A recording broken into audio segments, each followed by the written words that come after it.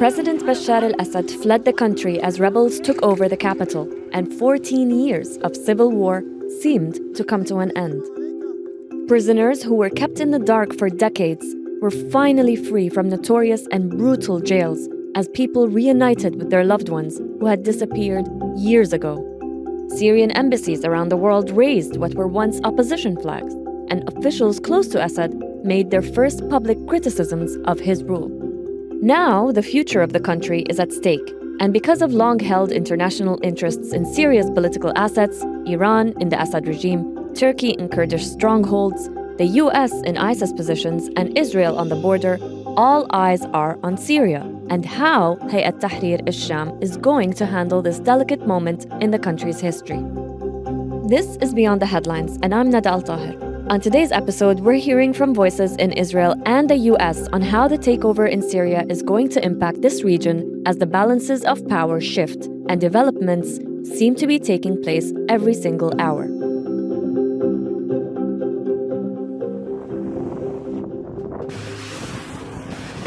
Since the rebels took over, Israel said it struck more than 200 targets in Syria. Kobi Michael is a senior researcher at the Institute for National Security Studies, a project for Tel Aviv University. I asked him about Israel's position towards all this, especially since we'd been seeing the physical movement of the Israeli army into Syrian land. Kobi, in addition to all of that, Prime Minister Benjamin Netanyahu appeared in a video statement to be taking credit for Bashar al-Assad's departure with the weakening of Hezbollah. So what is Israel's position towards the fall of Assad, and is there a benefit that all of this has for Israel? Yes, it is very beneficial on the one hand because Syria was used to be a very significant, a very essential component of the entire Iranian resistance axis. And it was a sort of a comfort zone for the Iranians to base their control and to assure a safe passage from Iran through Syria to Lebanon in order to supply and to provide Hezbollah with weapons and with technologies and all the other stuff.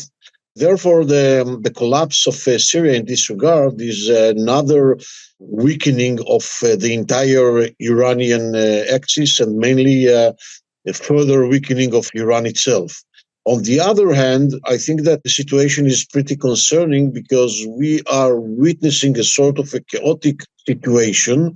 I would say something like 20% of the Syrian territory in the northeast of the country is controlled and held by the Kurds, and we have the Alawites along the coast between Tartus and Latakia and all the mountains around, and we have the Druze in the south. So they don't have full control of the country. I mean the organizations, the rebels themselves. So in this regard, Israel has to assure its security interests. Israel has any intentions to occupy Syrian territories or to annex Syrian territories, not at all. Israel has very, I would say, clear and solid security interests, and Israel eventually wants to achieve two objectives or two things.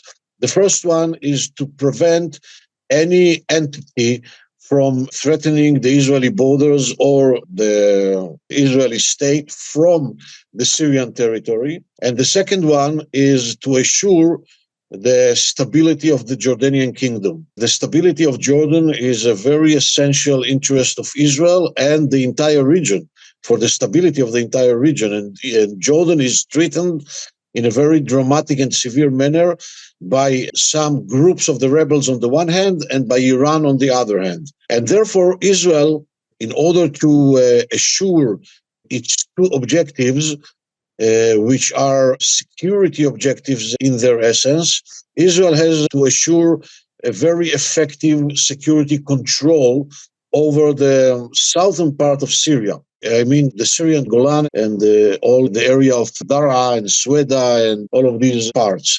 Achieving an effective security control doesn't necessarily mean that you have to be with boots on the ground. Okay, it means that, first of all, you have to have a very good intelligence cover and control. Secondly, you have to have a freedom of activity, which means that once you detected something which is a sort of a threat, then you have the ability to enter or to operate and to thwart it. And the third thing is reestablishing a very good cooperation that we used to have with the Druze and some Sunni groups in this area during the first 4, 5, 6 years of the civil war in Syria. What is Israel actually targeting in Syria right now?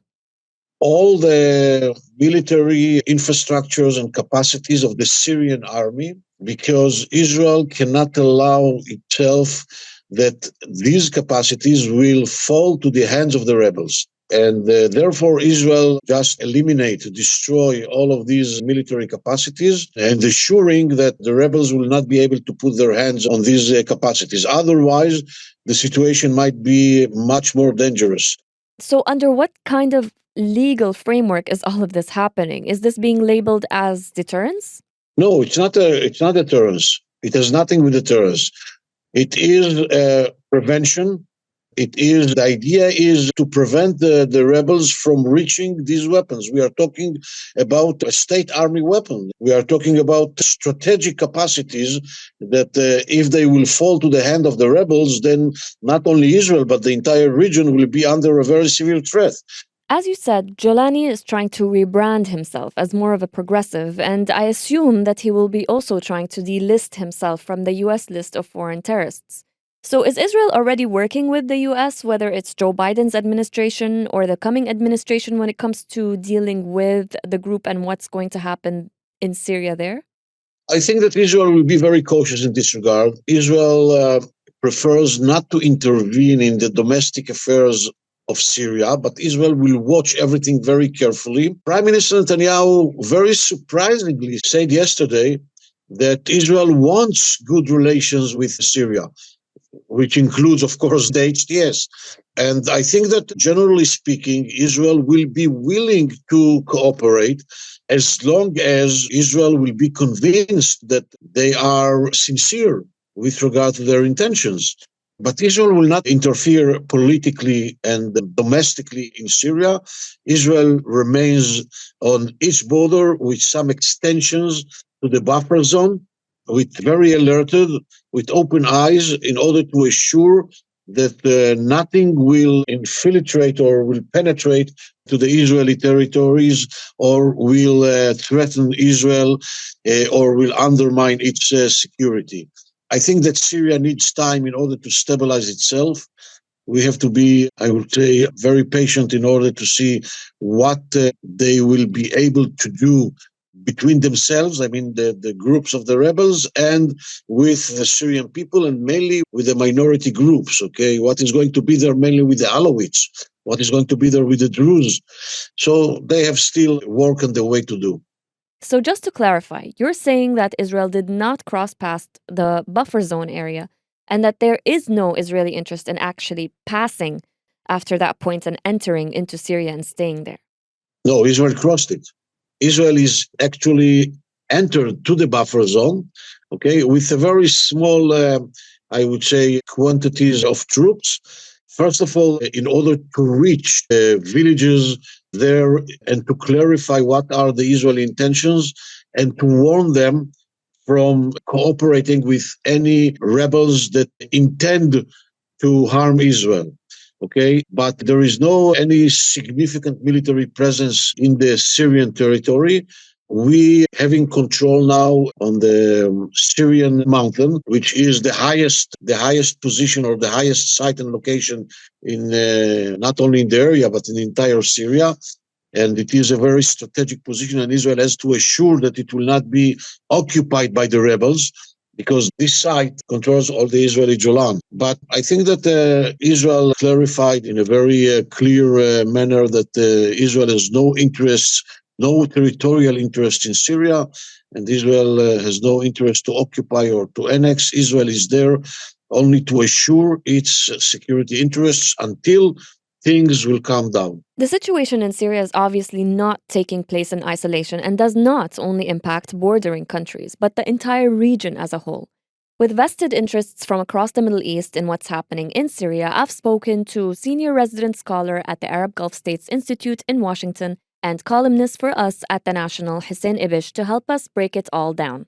Interests are very much interconnected in Syria. Hayat Tahrir Al Sham, as we know, of course, is an offshoot of Al Qaeda, which has since cracked down on Al Qaeda commanders and attempted to rebrand itself as a sort of more progressive movement. One rebel from the group apparently also claimed to have almost given Israel credit for weakening Hezbollah, which was also supporting Assad for over a decade. But this isn't really a binary issue, and there are so many nuances that we need to know about when it comes to Syria. So, Hussein, can you talk us through all of it, please? So the uprising against al-Assad that began in 2011 reached a high point in 2015 when al-Assad was in grave danger of meeting the fate he just met now.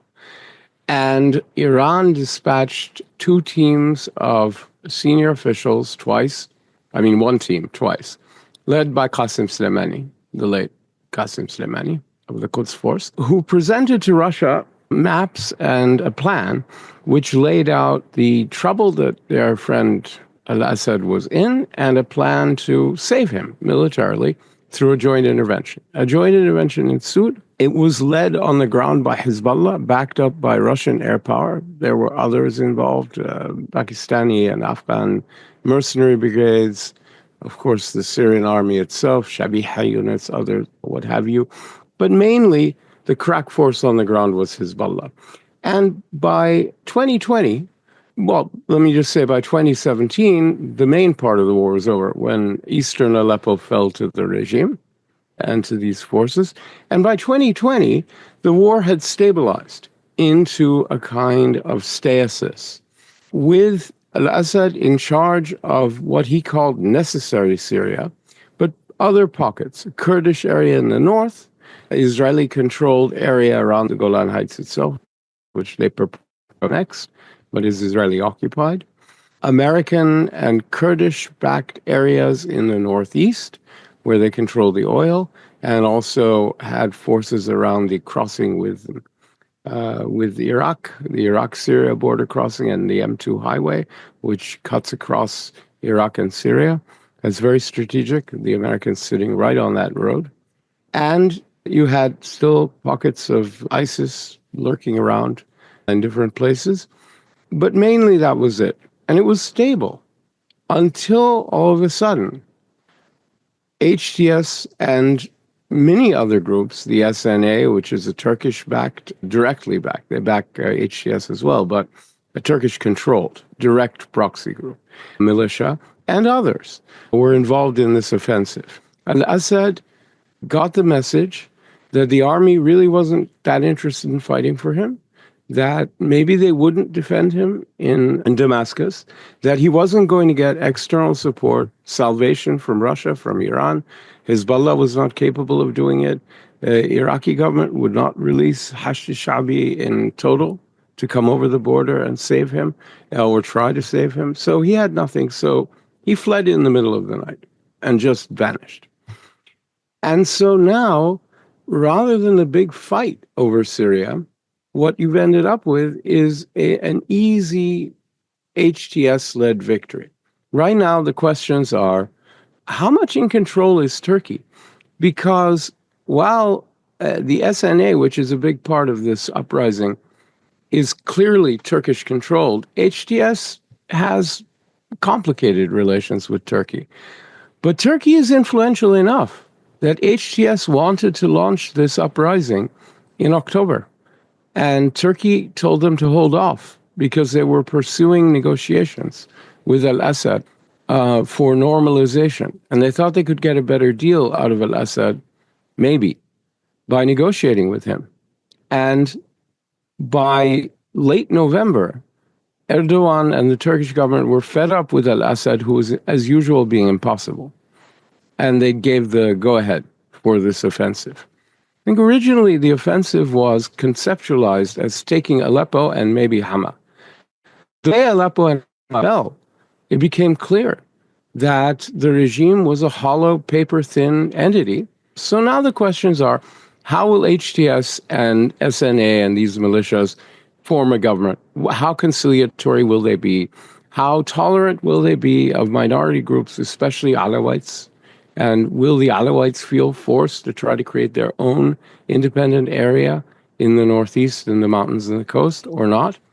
What will happen with the Russian bases? Russia obviously was assured by Turkey that they could keep their bases, but that promise is not worth much.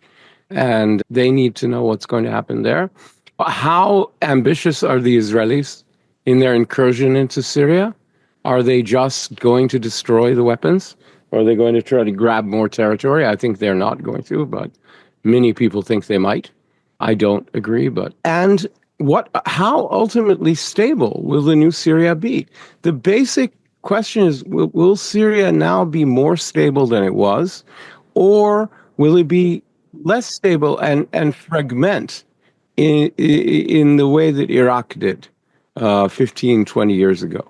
And Iraqis are still trying to recover from that fragmentation of the teens in this decade. Those are the big questions. This brings me to my next question, which is regarding the transition itself. Outgoing Prime Minister Ghazi Jalali said he's ready to hand over power to the people in charge so that institutions can be maintained. In the meantime, of course, it's a good sign to some extent because theoretically, this means that the state is not immediately crumbling and also might be indicative of how loyal or disloyal the Prime Minister was to the former president. To be able to say, you know what, I'll just work with you guys, I understand where you're coming from. Can you tell us about that and the overall transition of power in your eyes and how it's going, whether it's going better or worse than we thought? I think it's going better than we thought because one fears the worst. Having seen the way the Americans bungled this kind of moment in Iraq, that's sort of the template for the nightmare, right? Where the Iraqi state is dismantled, and then apart from the oil ministry, it's open season on everything, and ordinary Iraqis had to protect the museum. I mean, with a ring of people. I mean, it was just disgusting. Yeah, it's gone much better than that. And I do think it was a sign of intelligence and sophistication, relative intelligence and sophistication from Joulani and from HTS to allow Jalili to stay prime minister. And a good sign that he was willing to do it, just to preserve order. And in fact, they've named a new prime minister, someone whose background I'm still kind of trying to dig up. The transition has not been made. The full transition is being made. The new prime minister is also a caretaker. So how they plan to transition to a more permanent new government is not clear. In fact, it's asking too much. How could it be clear? They didn't expect. No one expected them to simply ride into Damascus as fast as their cars would carry them, but that's what happened. They didn't expect that. They had a day-long battle in and a day and a half long battle in Hama, and that's it. The army was not willing to fight for al-Assad, and that was not surprising in Aleppo and Hama. Those were conscripts, mostly ordinary poor Sunnis, ill-equipped, ill-trained, uninterested in the regime, happy to run away, glad it's over, probably sympathetic to the rebels anyway. A slightly different group of people waiting in Hama, but they were not tested. And al-Assad had real forces left in Damascus. It was not tested if the Republican Guards and the 5th Mechanized Division, which are very loyal, implicated in the regime's crimes, right? So it's not just a matter of would they fight for al-Assad, but would they fight for themselves? Because these people, especially commanders, but often the lower level officers as well, are people who are implicated in dropping chemical weapons on Ghouta and other places, on running the mechanism of torture in Syria, of murder, of brutality, and of the endless massacres that have characterized the regime's behavior in the past 20 years, or you could even say 50 years. Now, another big question in Syria is what happens to the former regime? There will be, I'm sure, if there is a stable government, an effort to hold people accountable, then how deep will it go? That's going to say a lot about the relationship with the new order to Alawite community, part of it, part of the Christian community, part of the urban Sunni community, all of which had bought in the regime, all of which are represented in the former apparatus of the government and the military. So I do think all of these are good signs, but it's still very early, and we have to see. It certainly could have gone worse in the past few days than it has. So far so good. I mean, I think that's only fair to say. A source I spoke to who has contacts inside Hayat Tahrir Al Sham said that Jolani, who has a $10 million bounty on his head and a terrorist designation to his name by the US, is actually thinking of forming another group that is not designated as a terrorist organization. Do we think that the US is actually going to rethink its position regarding Jolani, who we need to remember had tried to rebrand the group by cracking down on Al-Qaeda commanders that were once part of it? Oh, they went to war with Al-Qaeda, that's for sure. They went to outright war, all-out war against Al-Qaeda and Daesh too. Yeah, so they put their money where their mouth was. When they left Al-Qaeda, they really left Al-Qaeda. There's no doubt about that. They didn't kind of leave. They totally left and took on a hostile attitude. If he forms a new organization, which is a political party rather than a militia, and enters into Syrian politics in a new system, yeah, he personally will not be put on terrorism lists. Well, I mean, terrorism lists only go so far. So yeah, I think Jolani is in a perfect position to cleanse himself from the terrorist label if he plays it straight, if he runs even not halfway, a tenth way decent transition in Syria and doesn't try to grab all power and does not create a system that is hostile to these vulnerable minority groups, particularly to the Alawite community. And if the new order in Syria does not try to take vengeance, right? Justice is one thing. Orderly justice is one thing. Vengeance and score settling is something else. So the world will easily be able to judge the difference between the two. So yeah, he has a great opportunity to cleanse himself. What do you think we're expecting from the incoming Trump administration when it comes to dealing with Syria? It's very hard to know because we still don't know who exactly is going to be running Middle East policy in the Trump administration. Brian Hook is one name that we know for sure. Massad Boulos has some kind of what his opinions are and whether he's going to be listened to in any way.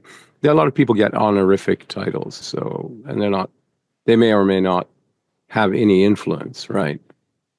We'll see. Vivek Ramaswamy and Elon Musk have been put in charge of a department, DOGE, which is just a blue ribbon commission, which may have absolutely no impact. So it depends. One thing I think we can say about Trump is he wants U.S. forces out of Syria.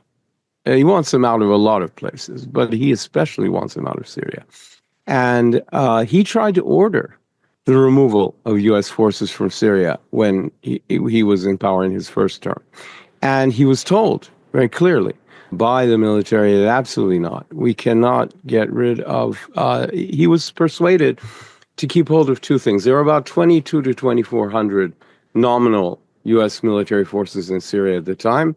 He was persuaded to keep about half of that in two ways. He was told that the oil fields of Syria, which are controlled by U.S. forces in collaboration with Turkey in the northeast, are valuable, and the U.S. he made this famous statement about keep the oil, $45 million a month, we keep the oil, which made people wince because it's pillaging under international law. You can't, take somebody's oil, and that's a crime under the Fourth Geneva Convention, and also under U.S. law is a crime, by the way. But they were glad to have convinced him to stay, mainly because the two things that the U.S., there were a bunch of things they wanted to do.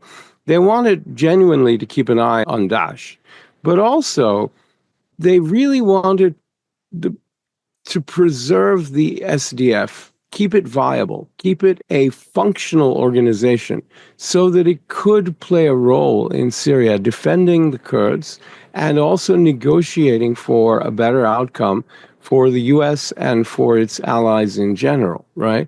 And the most important was keeping the American garrison at Tanf, which is right next to the M2 highway, which connects Baghdad and Damascus, and is a few kilometers past the border crossing between Iraq and Syria, the main one. That area around the highway was originally taken from Daesh in 2014. But the U.S. held on to it even after Daesh Caliphate was completely destroyed, not to keep it out of the hands of Daesh as much as to keep it out of the hands of Iran or Iran's proxies and allies. So that in order to deny Iran an arc of military ground control of highways leading directly from Iran through Iraq, through Syria, into Lebanon, down to the Mediterranean, the Bekaa, Dahiyah, and Hezbollah, and the Mediterranean Sea. And by the U.S. garrison sitting there, right on the M2 highway, just after the crossing, denies it to Daesh, denies it to Iran, or to the Hashd al-Sha'bi, or the Shabiha, or anybody else, or even the Syrian army, or whoever it might be.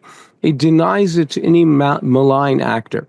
And therefore, no one, it's the great hinge, right? That's the great hinge that folds up the eastern and western parts of the northern Middle East. Iraq and Iran on the western side, Syria and Lebanon on the eastern side. This has been Beyond the Headlines, a podcast from The National. This episode was produced by Yasmin Al-Taji and audio engineered by Arthur Edison. Our editor is Dua Farid, and I'm your host, Nada AlTaher. You can follow all that is happening in Syria and Gaza on our live blogs and our website at thenationalnews.com. Thank you for listening.